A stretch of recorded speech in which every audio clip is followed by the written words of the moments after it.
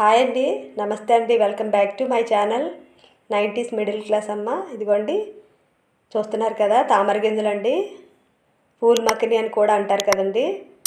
ఇవి శనగపప్పు ములక్కాడతో ఎప్పుడైనా కూర చేశారండి, చాలా అంటే చాలా బాగుంటుందండి. ఇలా ఒకసారి చేసి చూడండి.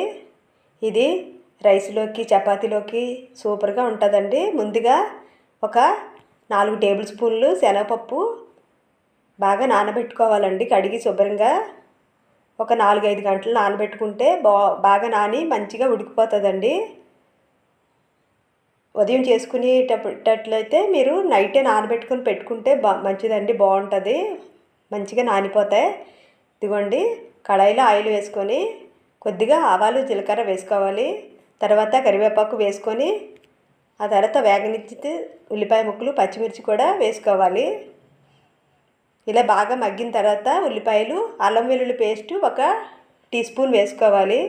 వేసుకొని బాగా ఫ్రై చేసుకోవాలి. ఈ రెండు బాగా వేగనివ్వాలండి.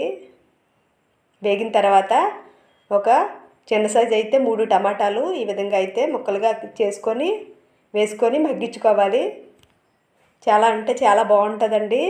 ఇదిగోండి, ఇలా మగ్గిన తర్వాత ఈ విధంగా గరిటతో ఇలాగా ఒత్తుతూ కలిపితే చక్కగా గుజ్జులాగా మెత్తగా అయిపోతాయండి. టమాటా ముక్కలు పేస్ట్లా అయిపోతాయి.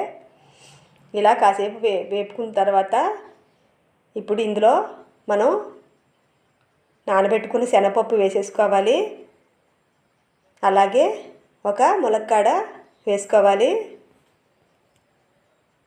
చాలా అంటే చాలా రుచిగా ఉంటుందండి. ఇలా ఒకసారి చేసి చూడండి. నా వీడియోస్ కొత్తగా చూస్తున్న వాళ్ళు ఎవరైనా లైక్ చేయండి, షేర్ చేయండి, సబ్స్క్రైబ్ చేసుకోండి నా ఛానల్ని. అలాగే బెల్ సింబల్ కూడా ప్రెస్ చేయండి. కాస్త వేగిన తర్వాత ఇలా పసుపు వేసుకోవాలి. పసుపు వేసుకొని ఇలా కాసేపు వేపేసి తర్వాత ధనియాల పొడి, జీలకర్ర పొడి, కారం తగినంత వేసుకోవాలి. ధనియాల పొడి 1 టేబుల్ స్పూన్, అలాగే జీలకర్ర పొడి టీ స్పూన్, కారం తగినంత వేసుకొని కాస్త వేపి అలాగే ఉప్పు అండి తగినంత వేసుకోవాలి. ఆ తర్వాత కాస్త ఉప్పు కారం పట్టేలాగా వాటిలన్నిటిని వేపుకోవాలండి. ఈలోగా పూల్ మక్కనిని ఇలా కొద్దిగా వాటర్లో వేసుకొని కడిగి పెట్టుకోవాలండి.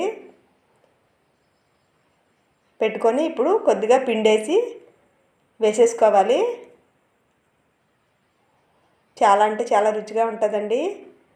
ఇలా ఒకసారి చేసి చూడండి. ఇది రైస్లోకి చపాతీలోకి చాలా బాగుంటుందండి. ఇలా వేసి కాస్త ఉప్పు కారం పట్టేలాగా ఇలా వేపుకోవాలి. ఇప్పుడు 1 గ్లాసు వాటర్ వేసుకోవాలి.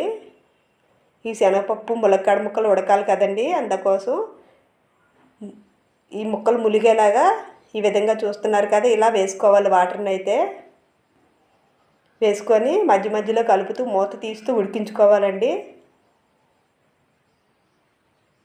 మధ్య మధ్యలో కలుపుతూ ఉడికించుకోవాలి. ఇలా సగం ఉడికిన తర్వాత కొత్తిమీర 1 గుప్పెడు మన ఇష్టం అండి, ఎంతైనా వేసుకోవచ్చు. అలాగే గరం మసాలా ఇలా చివరిలో వేసుకొని కాసేపు దగ్గర పడాలండి. ఇది వాటర్ అంతా కాస్త ఇంకిపోయేలాగా ఉడికించుకోవాలి కూరని. చాలా అంటే చాలా రుచిగా ఉంటుందండి. ఇదిగోండి, ఈ విధంగా దగ్గరగా పడే వరకు ఉడికించుకోవాలండి. నా వీడియోస్ నచ్చితే లైక్ చేయండి. బాయ్ అండి.